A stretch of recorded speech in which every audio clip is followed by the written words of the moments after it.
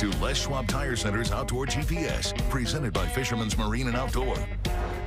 Welcome back, everyone. Now we've got Austin Moser. He's over on the east side of Washington on the water chasing some triploids this morning and about to switch gears at some point to start targeting walleye. Now, before we went to a break, Austin, you mentioned that there's no current just because they're just not dumping water at the dam. That's going to slow things down. Is there anything that you do? Obviously, you've got all the technology on that big sled of yours. You got bow mounts. You've got the best down imaging, live scope type stuff. Do you utilize any of that tech to help you in these conditions where the current's not flowing, to either move yourself along, find them where you can stay on them? What do you do to try to, maximize your time? Yeah, we'll sometimes I'll drive a little bit forward. If I can't drift back, sometimes I'll have it going super slow and forward, and we'll jig as we go, and that kind of makes your baits move around and kind of brings them to the fish. Whenever you're fishing in a river, current is key for catching fish. And if you don't have it, trying to create it yourself is hard to get it just right, but it can help to cover more ground. I think these fish in the river, they equate that current with bringing bait or food to them. So when there's current flowing, I think they're feeding. And I think when the current's not flowing, they're not really feeding unless you really put it right in their face. So it seems to be that way. So that's one thing that I can do. I can move around a little bit. I can spot lock in places and use what little current I do have to get my jigs to move. And also we can get them to move that way. And then I can just move like 10 or 20 feet back while I'm doing that. And it kind of helps to get some movement, because we'll be spot locked and we'll be jigging and nothing's biting, and I'll hit my minus button like 3 times, and the boat will start moving back ever so slightly, and it triggers a bite. Boom, we'll catch a fish. Oh, interesting. But it's hard to do that consistently. But we just have to kind of make it work when that's all we got to do. So. Now, for myself down here, we fish walleye down here below Bonneville. We've got some pretty decent options on the Columbia and the Willamette system, depending on the zone that you're in. When tide is something that we have to deal with, that incoming tide. A lot of times we'll switch over from pulling plugs and doing different techniques to trolling with bottom walkers and worm harnesses because of the slow current, so that we can find them and maybe entice them to bite, right? Much like what you're referring to. Is that technique even on your boat right now, or do you just not use those bottom walkers and trolling techniques at all right now for whatever reason? Yeah, I generally don't down here. It's our bottom contour is so up and down and all around that running the bottom walkers gets to be kind of a challenge. I know guys do, but I really like that rod in hand style fishing. And when I do that trolling, even when the current's down, I still do not do that great. I still do just as good doing the jigs as I do the trolling. Now, when we switch up and we go up to one of the lakes or some of the lakes that we start guiding on in late April, early May, that's going to be a crankbait, trolling, side planer show, maybe some bottom walkers mixed in there. But generally when I'm in the river, we're doing all rod in hand type of fishing, and I troll a lot throughout the year, and I really like rod in hand fishing, and so do my customers. So trust me, my friend, I get it. I mean, if you can catch your fish with the stick in your hand, I mean, obviously it's certainly a little bit more fun.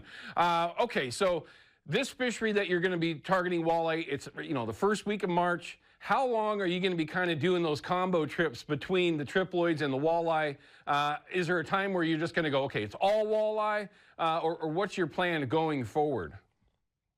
I used to separate it like that, but now it's just I just kind of leave it up to the customers what they want to do. If we a lot of times we'll go out in the morning, and you know how fishing is, it's always good first 2-3 hours of the day is always the best. Well, when that peters out, then I say, hey, you guys want to go try to catch some trout?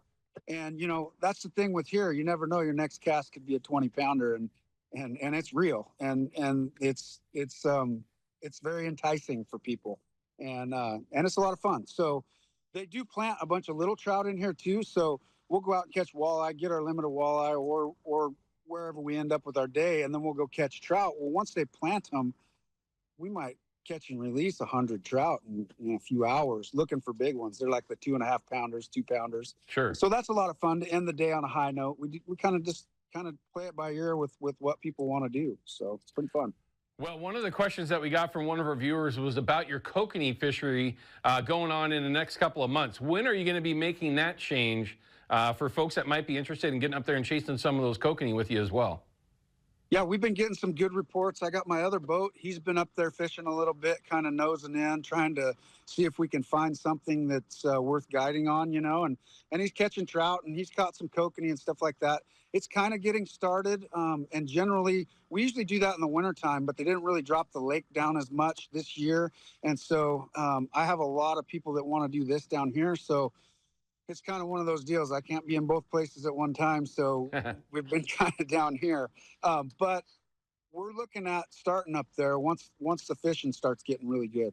How are you looking going forward as far as your bookings for? I mean, one of my favorite things about having a chance to talk with the best guides here in the Northwest is obviously getting some of you out there watching the show in the boat with them to experience what we were talking about here in real life, right? Real time.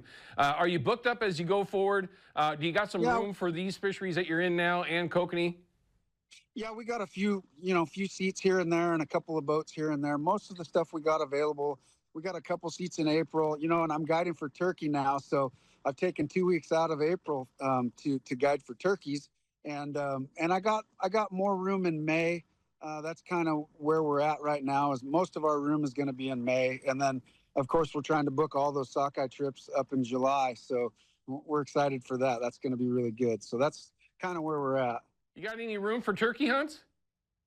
I do have some spots for turkeys still.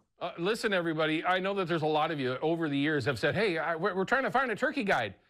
Bingo. There you go. Meet Austin. Northwest Adventures. Not just fishing. You can chase some turkeys as well. Very cool, man. Are you hunting private property, or are you hunting public, or both? Yeah, it's all private. You can't really guide on public land. So gotcha. It's all private ground. I got some good leases that got a bunch of birds on them, and we're going for it. We did it last year and had great success, and we're just moving forward. We're going to do more and more of that as we go. Very cool, man. Always got to expand, and the turkey hunting over on that side is incredible and just getting better, it seems like, over the years. Yeah. Austin, as always, man, thanks for spending a few minutes. We appreciate it. I had to show those photos on the air, man, with those triploids and talk a little walleye, talk something a little bit different, because for all of us down here, we're chasing winter steelhead, and it's going to be a quick gear change here in the next couple of weeks for spring Chinook. So we look forward to talking to you more here in the next handful of weeks. There you go.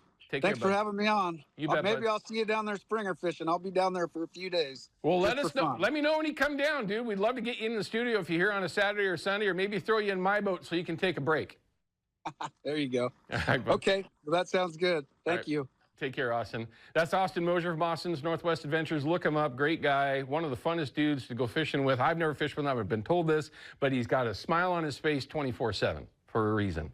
All right, when we come back, we're going to have our Chevy Silverado Tech Tip of the Week. Another one. Thank you, Chevy Silverado, for making that happen. We're going to talk specifically about rigging for the new Skinny Minis. And a quick question was the hook spacing for cut plug herring for spring Chinook, and for anything that you might be chasing with herring. We'll be right back. Outdoor GPS is brought to you by Yakima Bait, steeped in tradition, innovation, and fishing success. Procure Bait Sense, ruthlessly effective. And by North American Metals Incorporated, first choice for all your metal roofing and siding needs.